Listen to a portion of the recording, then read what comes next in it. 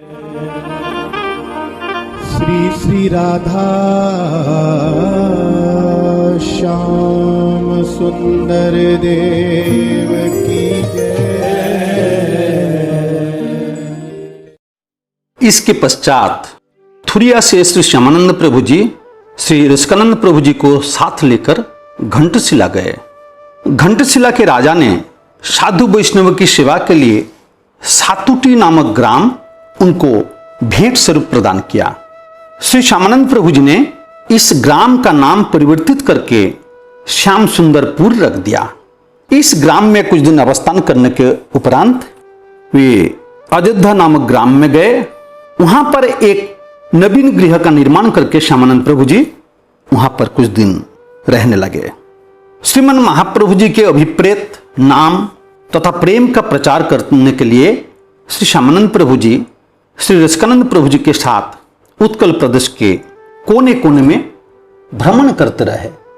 एक दिन श्री ऋषिकानंद प्रभु जी की महिमा का विशेष रूप से प्रकाश करने के लिए श्री श्यामानंद प्रभु जी श्री ऋषिकानंद प्रभु जी को ठाकुर गोसाई अर्थात देव गोस्वामी की उपाधि से विभूषित किया।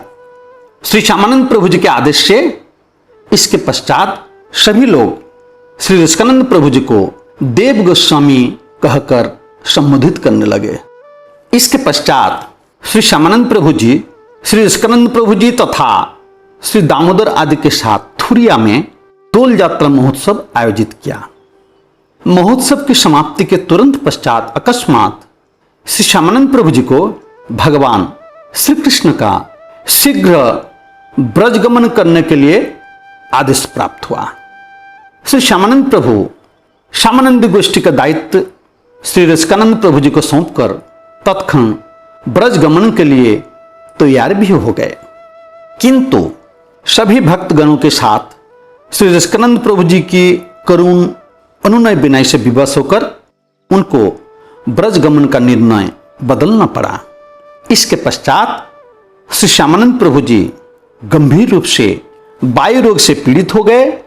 श्री ऋषिकानंद प्रभु जी बलरामपुर के प्रसिद्ध वैद्य श्री हरिचंदन से हिमसागर नामक तेल ले आए, जिससे नियमित रूप से सिर पर मालिश करने पर श्री श्यामानंद प्रभु जी धीरे धीरे स्वस्थ हो गए। थुरिया से श्री श्यामानंद प्रभु जी श्री ऋषिकानंद प्रभु जी आदि के साथ धारेंदा होते हुए श्रीपाठ गोपी बल्लभपुर चले गए। उनके श्रीपाठ गोपी बल्लभपुर में अवस्थान के दौरान श्री संप्रदाय के राजस्थान के गलता नामक स्थान में स्थित गद्दी के तत्कालीन महंत श्री सूर्यानंद 14,000 नागा साधु को साथ लेकर श्रीपाठ गोपीबल्लभपुर आ पहुंचे। श्री गोपीबल्लभपुर में श्री राधा गोविंद जी की उत्तम परिपाटी से युक्त सेवा तथा नित्य सहस्रों साधुओं की सेवा आदि को देखकर महंत श्री सूर्यानंद जी बहुत ही प्रभावित हुए और उनके मन में श्री ऋषिकानंद प्रभु जी के पुत्र के रूप में जन्म लेने की इच्छा जागृत हो गई। परंतु श्री श्यामानंद प्रभु जी के आदेश पर उन्होंने परवर्ती काल में अपने मृत्यु के पश्चात श्री ऋषिकानंद प्रभु जी के ज्येष्ठ पुत्र श्री राधानंद प्रभुपाद जी के पुत्र श्री नयनानंद प्रभुपाद जी के रूप में जन्म लिया था। आश्चर्य की बात तो यह था कि महंत श्री सूर्यानंद को हरिद्वार कुंभ में जो तलवार की चोट लगी थी, उस चोट का निशान श्री नयनानंद प्रभुपाद जी के पीठ पर भी यथावत प्रकाशित हुआ था। महंत श्री सूर्यानंद जी के श्रीपाठ गोपीबल्लभपुर से प्रस्थान के पश्चात श्री श्यामानंद प्रभु जी रोहिणी होकर केशियाड़ी चले गए। उनके केशियाड़ी गमन पर वहां महामहोत्सव शुरू हो गया, जिसमें प्रतिदिन शहर के निवासियों के अलावा प्रतिदिन वनांचल तथा ग्रामांचल से भी असंख्य लोग श्री श्यामानंद प्रभु जी के दर्शन करने के लिए आने लगे। एक रात केशियाड़ी में विराजमान देवी सर्वमंगला श्री श्यामानंद प्रभु जी के पास आकर उनके नाना प्रकार से स्तुति करने लगी, किंतु श्री श्यामानंद प्रभु जी ने देवी सर्वमंगला को प्रताड़ित करते हुए कहा कि वह जीवों की हिंसा करके प्राणों की धारण करती थी, इसलिए उन्होंने देवी को अपना स्पर्श तक करने की आज्ञा भी नहीं दी। तब देवी कातर होकर उनके चरण पकड़कर उनसे बहुत अनुनय विनय करने लगे। तब दया के सागर श्री श्यामानंद प्रभु जी ने उस पर अनुग्रह करते हुए देवी सर्वमंगला को श्री हरिनाम की दीक्षा प्रदान की। देवी सर्वमंगला भविष्य में जीव हिंसा न करने की शपथ ग्रहण करके तब से परम वैष्णवी बन गई। श्री श्यामानंद प्रभु जी की उपस्थिति में केशियाड़ी में जो प्रतिदिन महोत्सव और श्री हरिनाम संकीर्तन आदि हो रहे थे, उससे वहां का मुगल शासक ईर्ष्या करने लग गया। श्री श्यामानंद प्रभु जी केवल वनांचल की सांताल तथा लोधा आदि जातियों के दुष्ट व्यक्तियों के गुरु थे। यदि उनको बंदी बना लिया जाए तो इन जातियों के दुष्ट व्यक्ति भी स्वतः शिकंजे में आ जाएंगे। उसने इस प्रकार बहाना बनाकर श्री श्यामानंद प्रभु जी को बंदी बनाकर कारागार में डाल दिया। श्री श्यामानंद प्रभु जी तो निर्लिप्त भाव से कारागार में भी प्रेम भक्ति में यथावत निमज्जित रहे, किंतु भक्त वत्सल भगवान से अपने प्रिय भक्त का इस प्रकार अपमान तिल मात्र भी सहन नहीं हुआ। 3 दिन के भीतर ही उस मुगल शासक की स्त्री तथा पुत्र आदि का निधन हो गया। इसके अतिरिक्त धन संपदा तथा हाथी घोड़े के विनाश के साथ साथ उस दुष्ट मुगल शासक का दैहिक क्लेश की भी सीमा न रही। इतना कुछ होने पर वह दुष्ट समझ गया कि अपने द्वारा किए गए घोर वैष्णव अपराध के कारण ही उसके इस प्रकार दुर्दशा हो रही थी। अपने द्वारा किए गए घोर वैष्णव अपराध के प्रति सचेत हुआ और अनुतप्त चित्त से उस मुगल ने जाकर श्री श्यामानंद प्रभु जी की शरण ग्रहण की। अदोषदर्शी श्री श्यामानंद प्रभु जी ने उस दुष्ट मुगल पर भी कृपा की और श्री श्यामानंद प्रभु की कृपा से वह मुगल परम वैष्णव बन गया। केशियाड़ी से जब श्री श्यामानंद प्रभु जी पंचटी पहुंचे तो वहां के जमींदार श्री हरिनारायण ने उनके पास आकर उनसे सबंश दीक्षा ग्रहण की। पंचटी से पटासपुर गमन करने पर जमींदार श्री नृसिंह गजपति ने भी उनसे दीक्षा ग्रहण की। पटासपुर से श्री श्यामानंद प्रभु जी नारायणगढ़ होते हुए खानाकुल में श्री अभिराम गोपाल जी के श्रीपाठ में पहुंचे। यहां उन्होंने अपने श्रीमुख से श्री अभिराम गोपाल जी की दिव्य लीलाओं का वर्णन किया। कैसे द्वापर युग में श्री गोवर्धन पर्वत की एक गुफा में रह गए थे और कैसे कलयुग में श्री कृष्ण चैतन्य महाप्रभु जी उनको उस गुफा से बाहर निकाला। कैसे श्री अभिराम गोपाल जी ने खानाकुल में श्री गोपीनाथ जी की सेवा का प्रकाश किया। श्री श्यामानंद प्रभु जी ने भाव विहल होकर अपने मुखार बिंद से इस समस्त लीलाओं का क्रमबद्ध रूप से वर्णन करने लगे। एक दिन खानाकुल के एक कायस्थ दीवान जो कि बहुत भक्त थे, श्री श्यामानंद प्रभु जी को उनके सभी भक्तों के साथ अत्यंत श्रद्धा भक्ति सहित अपने घर ले गए। उस समय उन कायस्थ दीवान के घर में एक विशाल यज्ञानुष्ठान हो रहा था। यज्ञ के मुख्य पुरोहित ने एक सहयोगी पुरोहित को यज्ञ कुंड में अग्नि प्रज्वलित करने के लिए बाहर से अग्नि लाने के लिए भेज दिया। इस पर यज्ञ स्थल में उपस्थित श्री रसिकानंद प्रभु जी के श्री भुवन मंगल नामक एक महान प्रतापी शिष्य मुख्य पुरोहित को कहा कि यज्ञ में केवल ब्रह्माग्नि ही वांछित थी। यह कहकर श्री भुवन मंगल ने फूंक मारकर यज्ञ कुंड में अग्नि प्रज्वलित कर दी।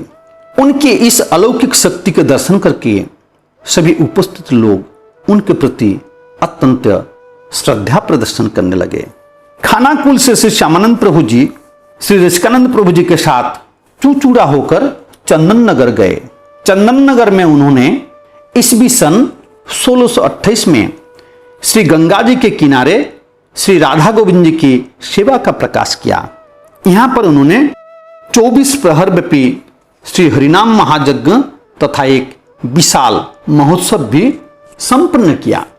चंदन नगर से श्री श्यामानंद प्रभु जी मीरगोदा होते हुए बसंतिया चले गए, जहां पर उन्होंने पहले श्री गोकुल चंद्र जी की सेवा का प्रकाश किया था। रात्रि को श्री गोकुल चंद्र जी ने उनके सपने में दर्शन देकर बताया कि वे प्रतिदिन सवेरे गोपों के साथ गोचारण के लिए जाते थे एवं सूर्यास्त होने पर मंदिर में लौटते थे। भूख से वे इतने व्याकुल हो जाते थे कि रात्रि को उन्हें भली भांति नींद भी नहीं आती थी। अंत में उन्होंने कहा कि ये बिल्कुल सत्य कह रहे थे कि भूख के कारण ये बहुत कष्ट भोग रहे थे। स्वप्न दर्शन से श्री श्यामानंद प्रभु जी की निद्रा भंग हो गई। उन्होंने उसी समय मंदिर के शिवाधिकारी को बुलाकर श्री गोकुल चंद्र जी के लिए अष्टजाम भोग की समुचित व्यवस्था कर दी। बसंतिया से श्री श्यामानंद प्रभु जी हिजली तथा मयूरभंज होकर श्याम सुंदरपुर गए। इसी बीच ईस्वी 1629 में अंबिका में श्रील हृदय चैतन्य अधिकारी ठाकुर जी अप्रकट हो गए। यह दुस्संवाद मिलने पर श्री श्यामानंद प्रभु जी पर मानो वज्रपात सा हो गया और अपने परम पूज्य श्री गुरुदेव के विरह में वे अत्यंत करुण तथा हृदय विदारक विलाप करने लगे। श्रील हृदय चैतन्य अधिकारी ठाकुर जी का तिरुभाव महोत्सव संपन्न करके श्री श्यामानंद प्रभु जी गोविंदपुर चले गए, जहां उन्होंने अपने प्रिय शिष्य श्री दामोदर के अप्रकट होने का भी दुस्संवाद प्राप्त किया। अत्यंत दुखी होकर उन्होंने श्री रसिकानंद प्रभु जी से कहा कि दामोदर उनको इस धराधाम को त्याग करके चले जाने का मार्ग दिखा गए थे। उन्होंने प्रिय शिष्य श्री दामोदर का प्रथम विरह उत्सव श्री गोविंदपुर में ही संपन्न किया। श्रील हृदय चैतन्य अधिकारी ठाकुर जी का द्वितीय विरह उत्सव भी श्री गोविंदपुर में ही आयोजित किया गया। इस महोत्सव में आए सभी भक्तों के समक्ष एक दिन श्री श्यामानंद प्रभु जी श्री रसिकानंद प्रभु जी से यूं कहा, प्रिय रसिक, भगवान श्री कृष्ण जी की इच्छा एवं आदेश के अनुसार सभी उत्कलवासी श्री कृष्ण प्रेम में मत्त हो रहे हैं। तुम इन लोगों को लेकर और कुछ समय विहार करो। मुझे इस धराधाम को त्याग कर जाने के लिए भगवान श्री कृष्ण का आदेश प्राप्त हो गया है, इसलिए मैं इस पृथ्वी पर और अधिक नहीं रहूंगा। इतना कहकर श्री श्यामानंद प्रभु जी श्री रसिकानंद प्रभु जी तथा अन्य शिष्यों एवं भक्तों के साथ निशिंगपुर चले गए। निशिंगपुर में अकस्मात श्री श्यामानंद प्रभु जी व्याधि से गंभीर रूप से पीड़ित हो गए। देखते देखते 4 महीने बीत गए, किंतु उनकी पीड़ा में कोई अंतर नहीं आया। भारत के बहुत से प्रतिष्ठित वैद्यों ने वहां आकर उनकी चिकित्सा की तथा श्री रसिकानंद प्रभु जी भी आहार निद्रा त्याग कर उनकी सेवा में लगे रहे। एक दिन श्री श्यामानंद प्रभु जी ने सभी भक्तों को अपने पास बुलाकर उन लोगों से यूं कहा, भगवान श्री कृष्ण जी का आदेश आ गया है, मैं अब इस संसार से अवश्य विदा लूंगा। मेरे उपचार के वृथा प्रयास छोड़कर तुम लोग रात दिन श्री हरिनाम संकीर्तन करो। साधुजन श्री कृष्ण कथा का कीर्तन करें। इस समय मेरे लिए यही एकमात्र महौषधि है। इतना कहकर श्री श्यामानंद प्रभु श्री रसिकानंद प्रभु जी के निकट बुलाकर उनमें पूर्ण शक्ति का संचार कर दिया और श्यामानंद गोष्ठी के समस्त उपस्थित भक्तों के सामने श्री रसिकानंद प्रभु जी के मस्तक पर पगड़ी बांध दी। फिर रसिकानंद जी के ललाट पर स्वयं अपने हाथों से तिलक रचना करके उनको समस्त श्यामानंद गोष्ठी के एकमात्र महंत के रूप में अभिषिक्त कर दिया और आदेश दिया, श्यामानंद गोष्ठी के सभी श्री रसिकानंद प्रभु जी के आदेश एवं निर्देश को मानकर अवश्य चले। श्री रसिकानंद प्रभु जी के वंशज गोस्वामी प्रभुपादगण भी अभी तक वंश परंपरा से श्री श्यामानंद प्रभु जी की इस कृपाधारा को अखंड बनाए हुए संपूर्ण श्यामानंदी गोष्ठी तथा वैष्णव जगत को दिग्दर्शन करा रहे हैं। ईस्वी सन 1630 में ज्येष्ठ शुक्ल पंचमी से श्री गोविंदपुर में 12 दिवसीय दंड महोत्सव विधानानुसार भक्तगणों के द्वारा आरंभ हुआ। उधर श्री निसिंहपुर में श्री रसिकानंद प्रभु जी व्याधि से पीड़ित गुरुदेव श्री श्यामानंद प्रभु जी की सेवा शुश्रूषा में व्यस्त थे। पूर्णिमा के दिन अकस्मात श्री श्यामानंद प्रभु जी की पीड़ा में बहुत ही वृद्धि हो गई, जिससे भक्तगण उद्विग्न हो उठे। श्री हरिनाम संकीर्तन की प्रबल ध्वनि से निसिंहपुर की धरती आकाश गुंजायमान होने लगा। ऐसे समय पर ज्येष्ठ संक्रांति की पूर्णिमा के अंत में प्रतिपदा तिथि को श्री श्यामानंद प्रभु जी ने लाखों वैष्णव के आर्त रुदन के मध्य सभी को अनाथ बनाते हुए अपनी प्रकट लीला का संवरण कर लिया। उनके अप्रकट होने पर श्री रसिकानंद प्रभु जी करुण स्वर से विलाप करते हुए बारंबार मूर्छित होने लगे। श्री श्यामानंद प्रभु जी के अप्रकट होने का समाचार समस्त उत्कल प्रदेश में आग की तरह फैल गया। राजा महाराजा धनी दरिद्र नारी पुरुष आदि लाखों वैष्णव भक्त श्री निसिंहपुर में एकत्रित होने लगे। श्री श्यामानंद प्रभु जी के विरह से उत्पन्न गहन दुख के कारण भक्तों का करुण क्रंदन अत्यंत हृदय विदारक एवं मर्मस्पर्शी हो उठा। दाह संस्कार के पश्चात सर्वसम्मति से श्री श्यामानंद प्रभु जी के 2 तिरोधन आसन अर्थात समाधियां स्थापित किए गए। एक समाधि श्री निसिंहपुर, जिसका वर्तमान नाम कानपुर जो कि उड़ीसा में है, और दूसरी श्रीधाम वृंदावन में श्री राधा श्याम सुंदर मंदिर के थोड़ी सी दूर श्री राधा दामोदर मंदिर के निकट श्री श्यामानंद प्रभु जी की नुपुर प्राप्ति स्थल तथा श्री श्याम सुंदर जी अर्थात श्री लाला जी के प्राकट स्थली पर स्थापित की गई। विदाई हे कनक मंजरी श्यामानंद प्रभु। श्री गोलोक वृंदावन के निभृत निकुंज में श्री राधा श्याम सुंदर जी की नित्य सेवा में निमग्न रहते हुए आप कलितापदग्ध जगतवासियों पर कृपा दृष्टि रूपी पीयूष का वर्षण करते रहिए। आपकी कृपा दृष्टि उन लोगों का आनंदमय यात्रा में पग पग पर सहायक हो।